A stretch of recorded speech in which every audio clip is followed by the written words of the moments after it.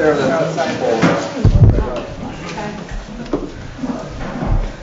Pledge allegiance to the flag of the United States of America, and to the republic for which it stands, one nation, under God, indivisible, with liberty and justice for all. Okay.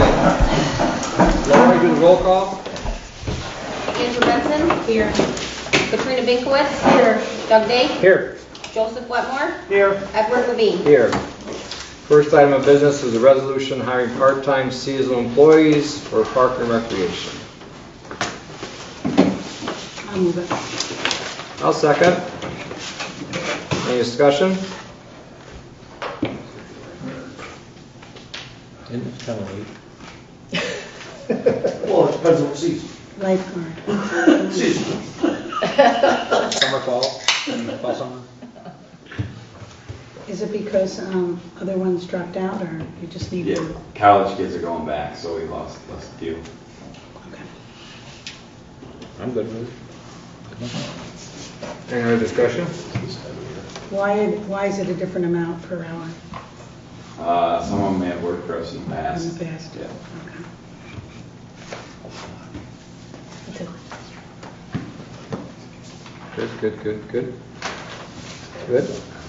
Andrew Benson. Yes. Katrina Binkowitz. Yes. Doug Day. Yes. Joseph Wetmore. Yes. Edward Levine. Yes. Next item up is our Consolidated Water District Number 3 update. Guy, do you want to chime in on this, what the next procedure is? Because there was a petition that was sent. There was a petition. It was a qualifying petition. They only needed like 7 or 8 signatures, depending upon whether or not you want to count a partial voter. They're well over the number needed. The next steps are within between 60 and 75 days from the date of that petition. You will either have to have a special election, or the resolution will become invalid. And you would have to re-adopt it and then go back through the referendum process again anyway. Your other option is to rescind the resolution of approval right now and avoid an election. That it's sort of a strange way to go, but sometimes it happens. So the town will need to do everything that's involved in a special election. Publish the notices, create eligible voter rolls for the actual taking and canvassing of ballots, get ballots printed, have propositions approved. There's a number of things that you'll have to do by resolution, including setting a date. And I think counting the days, your window is going to be somewhere on and between Tuesday, September 18th and Wednesday, October 3rd is when you would have the vote. Only tax-paying landowners within the district are entitled to vote, and there's some very special squirrely rules for corporations, LLCs, and trusts, but basically they get one vote. If 5 people own one property, 1 acre, that's 5 voters. If one person owns 17 properties and 3,000 acres, that's 1 vote. So it's not dependent on how much land you own or how many parcels you own. Each owner gets 1 vote. And that's the special district law. So there will be, the town will need to hire, election inspectors, and it will need to get the ballot box and ballot keys and have all the documents and accoutrements that are necessary to do a special election. And the ballots will go in a box. They'll be officially counted. The vote will be certified, and then it'll go to the comptroller for review. So if it gets voted down, we don't have to bother with comptroller review. If the district approves it, then we go to the comptroller from there. Can I ask a question? I don't know. Well, I'll try. If it goes in favor of the water district, does the water district then pay for the election? Or Yes. Yes. Okay. But if it doesn't go in favor, we pay for it. It goes to the general fund, yes. Meaning everybody. Yeah, Because there's no water district to pay for it in that case. Yeah. When you authorize a map plan and report, that is usually 99% of the time, maybe it's probably 92, but when you authorize a map plan and report, that is subject to townwide referendum.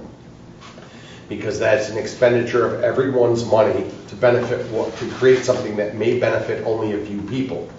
If they ended up being benefited because a district is formed, then all those expenses transfer to that benefit district. And the reason that the voters get a say on whether to expend the money on the map plan and report is, what if it doesn't? Then it's everybody's money that's being spent. So it's pretty unusual to get a challenge to a map plan and report. I've never seen it, but it's not unusual to challenge something that can go up to permissive referendum, whether it's going from 2 years to 4 years for elected officials, or going from elected to appointed, or creating districts. I've seen a number of them challenged, even fire districts.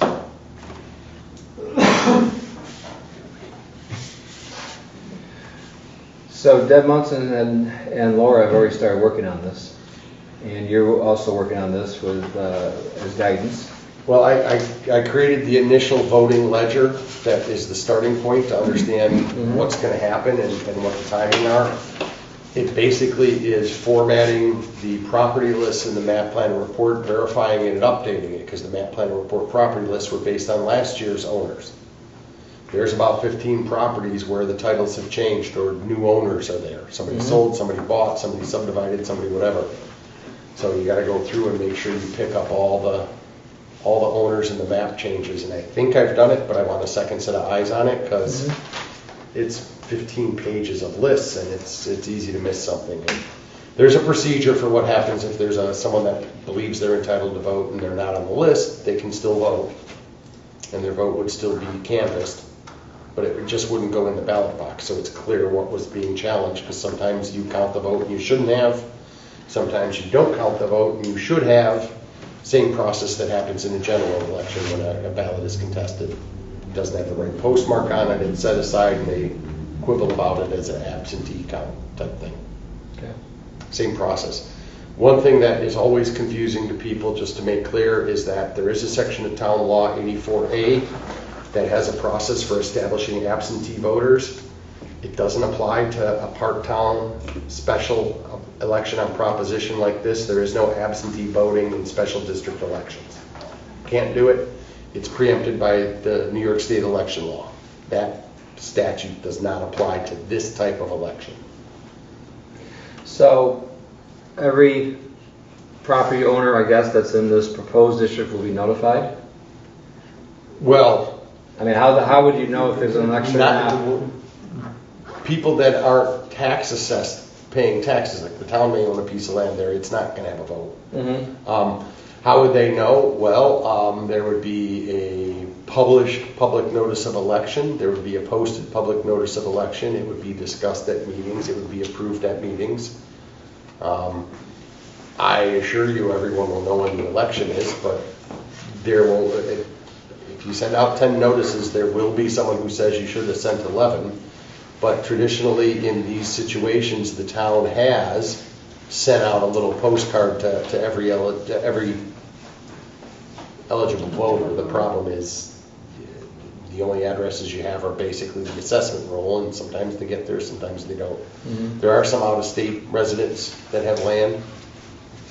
There's some people that have land, but they live in like Illinois or Wisconsin. You could send it to them, but you can't assign a proxy.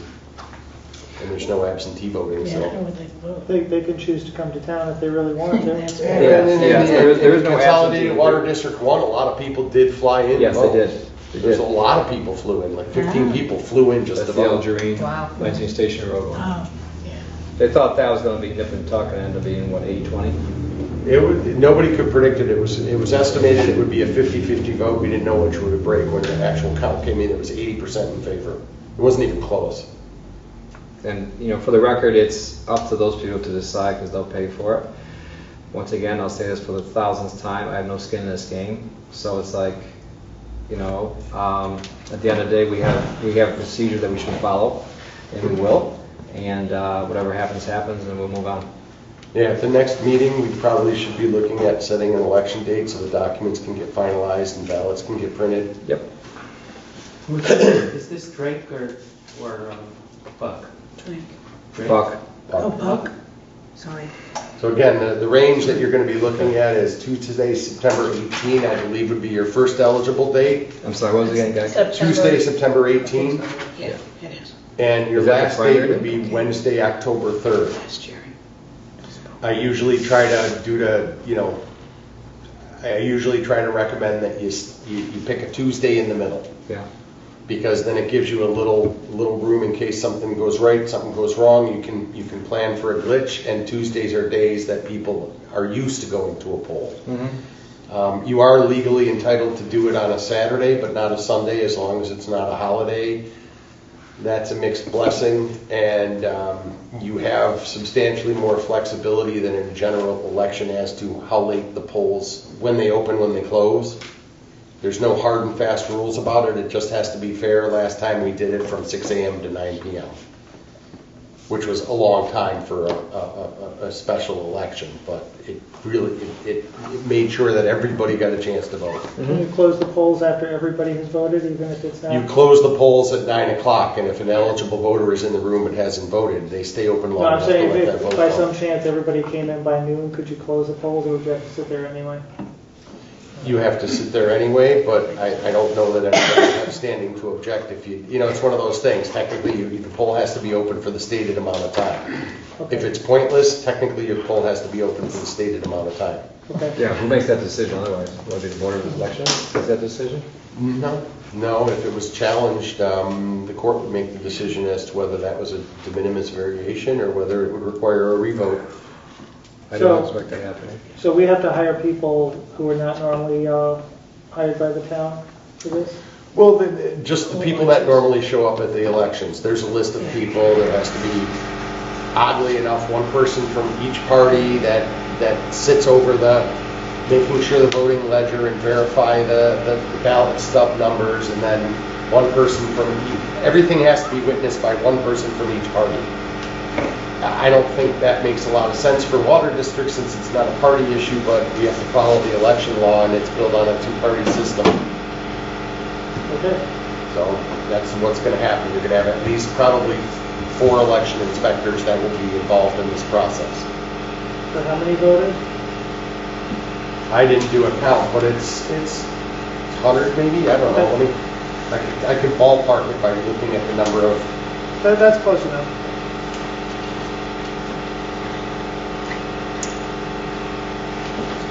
Okay. Any other discussion then towards that? I guess we'll be prepared on the 15th to set an election date. Whatever else we have to do at that time to move this along. Actually, it's well over 100. Can I ask a question or make a suggestion? Sure. If you're not going to have a meeting on it, how are people that have not been involved in this going to get the information? Or is it going to be online? Or are you going to offer an information packet at the town hall for people to pick up? And would you put that on the postcard where they can get more information if they want it? Just so they're an informed voter. Well, I kind of alluded to that when I asked the question earlier, what the procedure is. And I'm sure there must be a procedure for this special election, the rules and regs, I'm sure, Guy, right? I mean, for the special election, there's rules and regulations of how you proceed for that with the notice of the public, to the public notice amongst other things. And I don't want to deviate from that because I want to follow by the book, because I don't want to all of a sudden get either thrown out or whatever. It's like, okay, what are the procedures?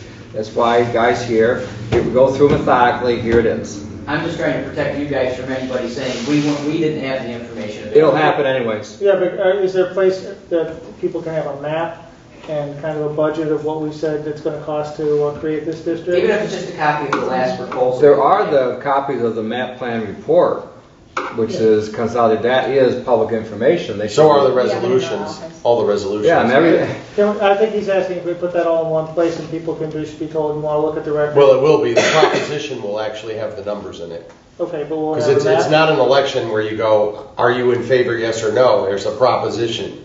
Shall resolution number such and such authorizing the creation of this district at this expense and this cost per year be approved? And there's a ballot abstract that's part of that. It's sort of like you have to have like when New York State does a proposition, hey, do you want gambling in strange places? They have to give a short summary of what that is, an abstract of what was being approved. So that's all part of the process as well. And I think that there's enough questions sometimes on voting and who gets to vote and stuff like that, that if that happens, the town ought to at least consider an information session for the people in the district. So they understand when they go, where they go, what they're voting on, you know, basic information. It may or may not be necessary. There's only 3 entities in this district that aren't natural persons. There's 2 corporations and 1 LLC. Well, once again, is this a necessary thing to have an informational session? We've had 2 already about this district. Well, this is about the voting procedure, so everyone's clear of how they vote and who votes and who doesn't and why. And I understand that. I Once think his discussed, question was about the actual issues. Right, so Can we if just somebody have out a of town, folder with the information at the clerk's office, so if somebody wants to go, or somebody online, Or online. somebody out of town wants information because it's going to affect them, can they go to a website or go to the town, at least tell somebody where they can go look at the document, so that they don't say, well, nobody told us and we didn't know where to find it. Well- That's what happened last time, somebody said, well, the card was too small, we didn't know. someone's going to say that anyways. And I'd be surprised if only one person says it next time. But someone will say it Oh, next somebody time. will, and that's why I'm trying to protect everybody, so. And some of these people that this has been going on for how many months, and now they're shocked this Oh, is happening. I know, that's why I just trying to get But we everybody can put it on the, can we put it on the website? I mean, once again, I'm leaning to our legal counsel. What can we cannot do to violate any type of, so it looks like the perception but it's of, been public information, and it's all just a public. matter of collating it in one place for easy access. So we can put all the resolutions and maps and stuff in one spot and say, here, this is what's happened. As long as you make sure that you have the right maps and the right resolutions, because this actually isn't a matter of months. This has been going on for well over a decade in this area. So there were 3 or 4 map planning reports, but the final one's the only one that counts for this Right, process. yeah. So, yeah, all that information can be in one place. so Guy, could you give our clerk's office, since they're the ones that are going to have to do all the heavy lifting on this, could you give them some guidance what needs to be in that, what resolutions and everything, so it's appropriate? That would be good, because like I said, now it's going to fall on the backs of Laura and Debbie.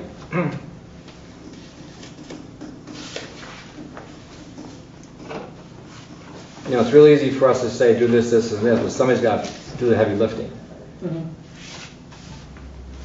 But I think it's also important that we provide the information to the voters one more time, just to make sure, so everyone feels like. I'm not disputing that, I'm simply giving you reality. The Yep. reality is somebody's got to do the work besides some of this point in the figure to say, we got to do this. I don't want to be the one to take the last resolution and make copies of it and give it to everybody. No, but- I want to give everybody the right information. The fact is, I think we should appreciate all the hard work the clerk's office do. When we Okay. say we need this, this, and this, somebody's got to do it. Yeah. Any other discussion? Not unless you guys have questions, but just anticipate that a lot of trees are going to die. It's very paper intensive. I mean, just the voting list. I think it comes out to like 206 voters or something like that, ballpark. Because you look at a house and it's got 2 or 3 owners. Yep. You know, It's a because weird there's a way lot of to- farms up there, so there's multiple owners. You've got multi-generational owners all on title and stuff like that. So.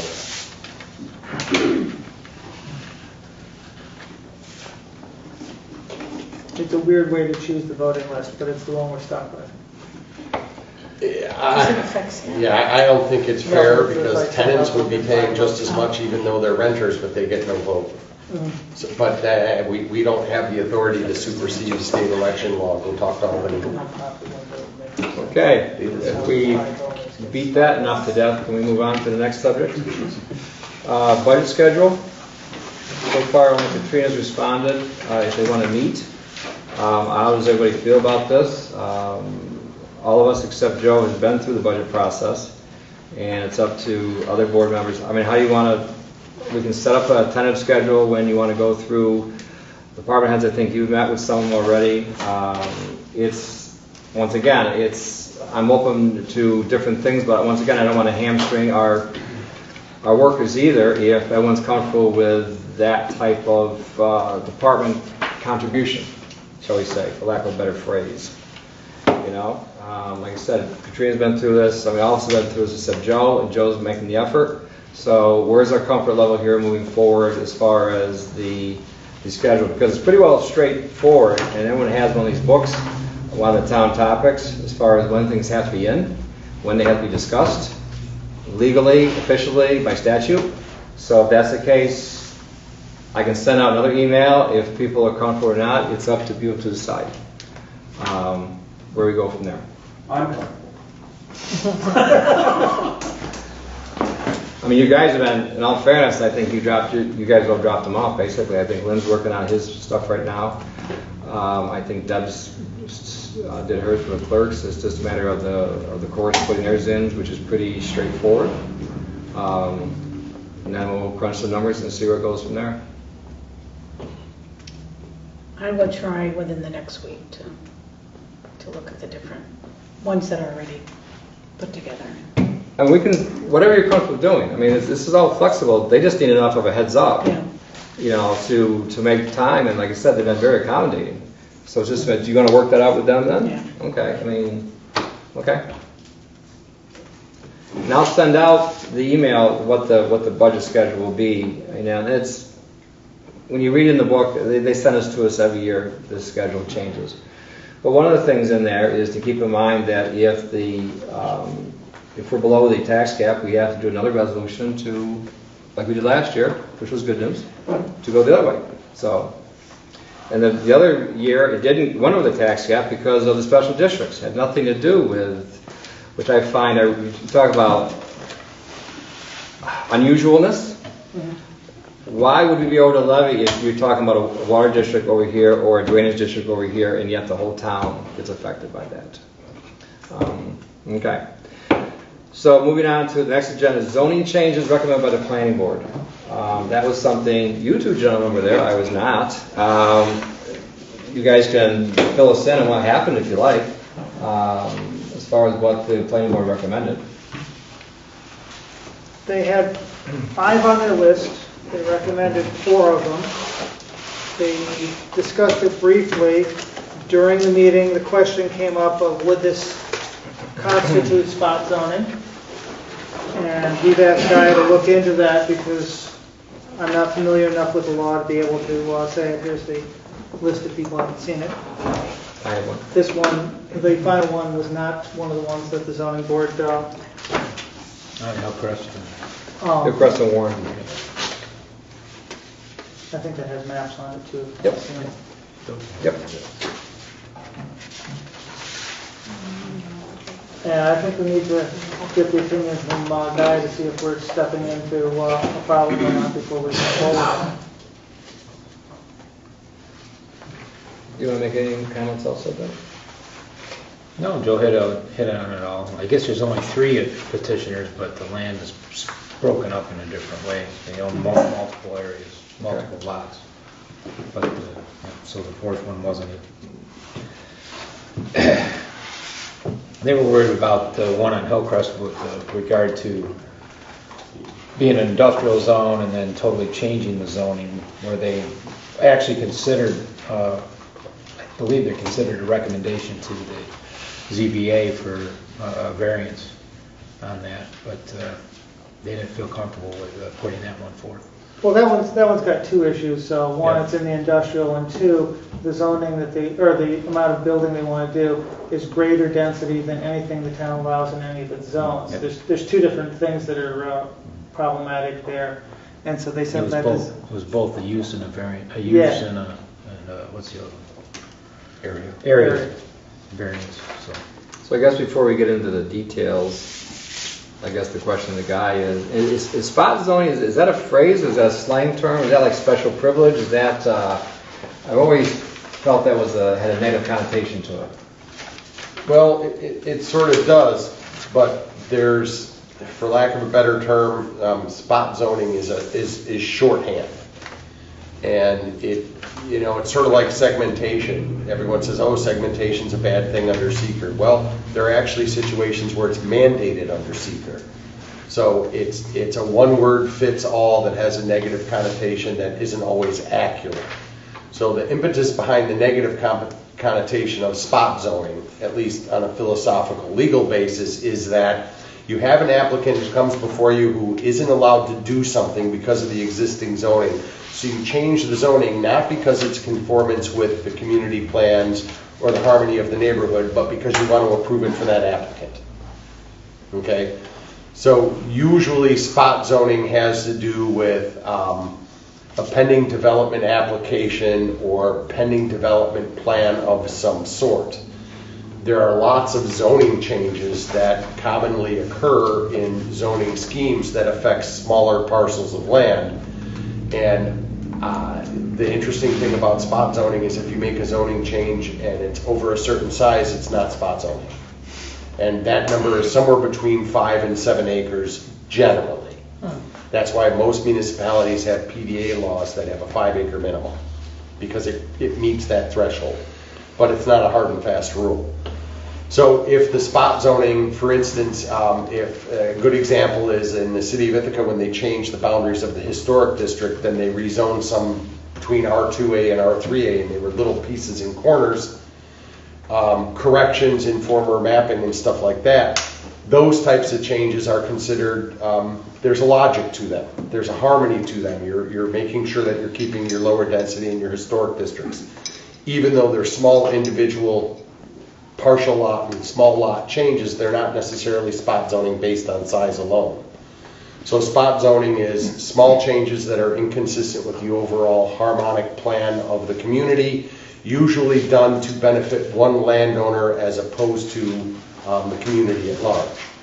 So this one, I haven't dug into the research on the question yet, but I think my guess is that it's going to come out a little bit gray, because I'm not aware of a pending application by most of these people related to the use of their land. The last one actually does have a pending application. Right, but they're not on the list that Right. was advanced. So that's why I'm excluding it. The fact that they may have some plan, like there's places in the town where we know there's errors in the zoning map. They're not zoned consistent with what the historic use has been, where there's actual errors. And correcting errors isn't necessarily spot zoning. So, the question's going to be, has this come up before? And if it has, what were the direct ruling of the court, and how relevant are they to what we're doing?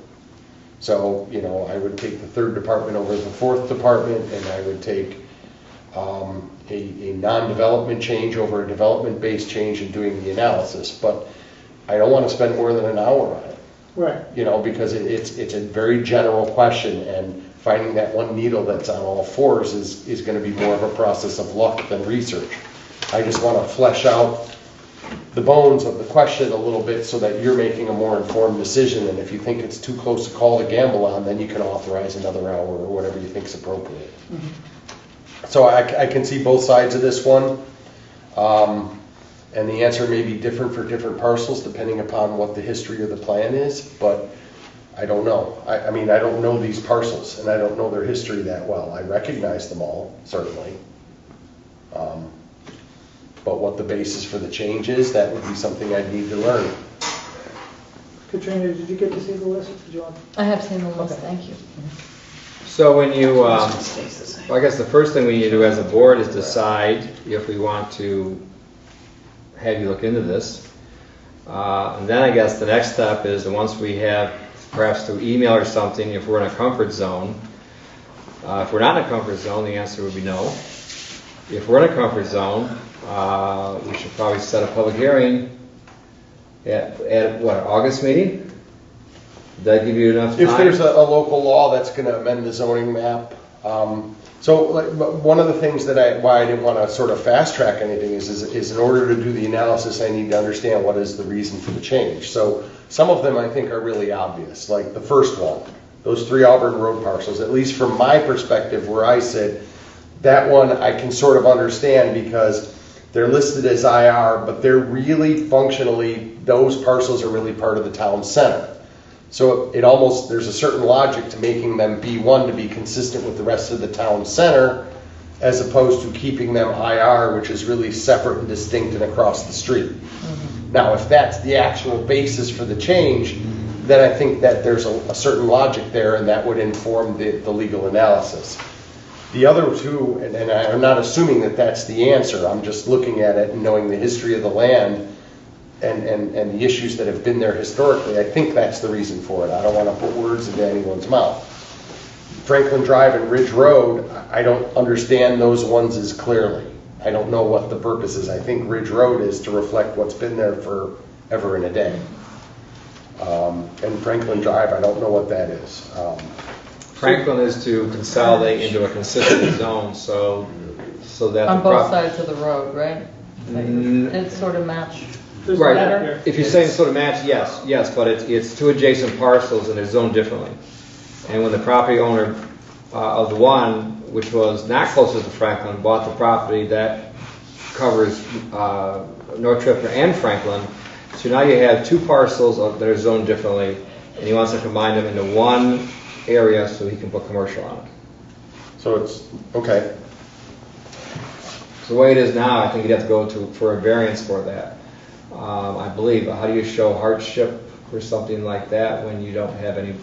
I don't know the details on it. Right, you can get a variance for a non-allowed use or whatever, but you also have the right to petition the town board for a zoning change. That's a separate and distinct thing from a variance.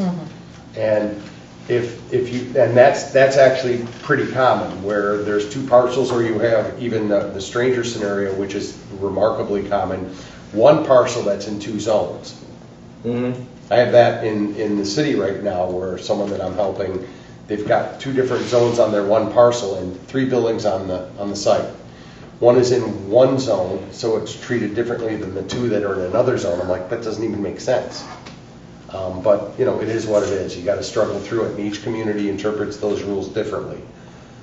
So if this is basically this one here, this second one, whatever this is, Franklin Drive, if that's the equivalent of the landowner petition for a zoning change, then you're going to do a zoning analysis on that parcel and impact on that community. And we would want to hear from the adjacent property owner. That'll be to the number back. one factor, is the basis for it and the impact on the Right. character of the community. Now the gentleman behind it is fine with that. And what about across the street? That's the, across Franklin, that's the only other one that would It have. would have an impact on that one. I haven't, not that I reached out to him, I just happened to bump into him and say, oh, by the way, this is what happened the other night, and it might affect you because you're next door to it. And the main access would be off Trip Hammer, I imagine, so you could put up screening. Yeah. Yeah, To screen Franklin. I would argue not to put it on Franklin. Yes. Absolutely. Yeah. Even though at one time, when the McCains lived there, their driveway was on Franklin. Right. Yes.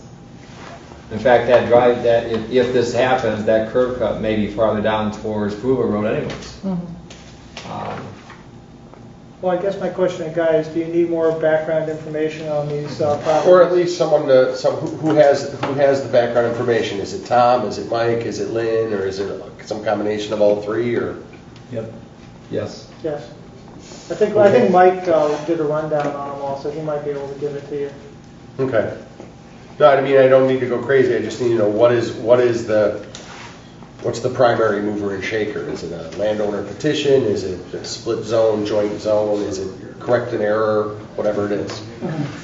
Well, part of the rationale was that it fits the comprehensive plan. It should, yeah.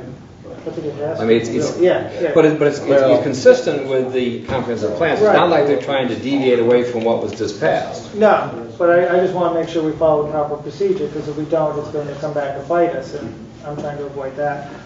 In terms of the timeline, I think setting a public hearing for September makes more sense, because that gives us a chance to discuss what Guy has found, decide which one of these may or may not be problematic, and then move forward, as opposed to assuming one or more is going to be fine, and then we've got a public hearing, and we decide maybe one of them doesn't actually work because it's too close to spot zoning, and it'll be a problem.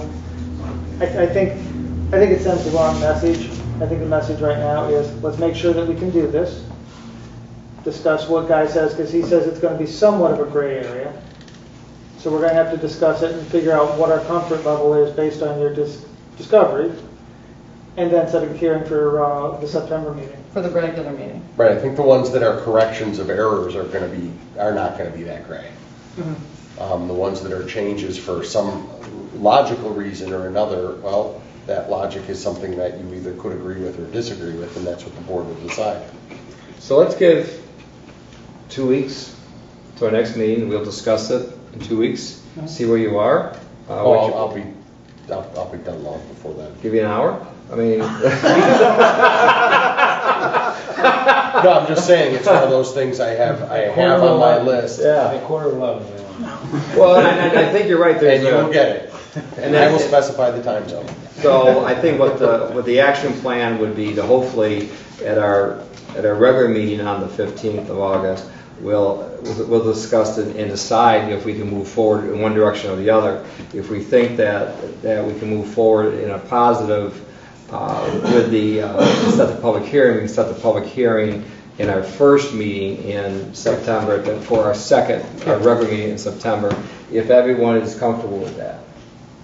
That should give you ample time to do this. Okay? Or just You only Yes. We need more time. Yeah, or, once again, it's personal opinion, it's his call. As far as where we go with this, it's like either uh-oh or like, no, we're okay with this.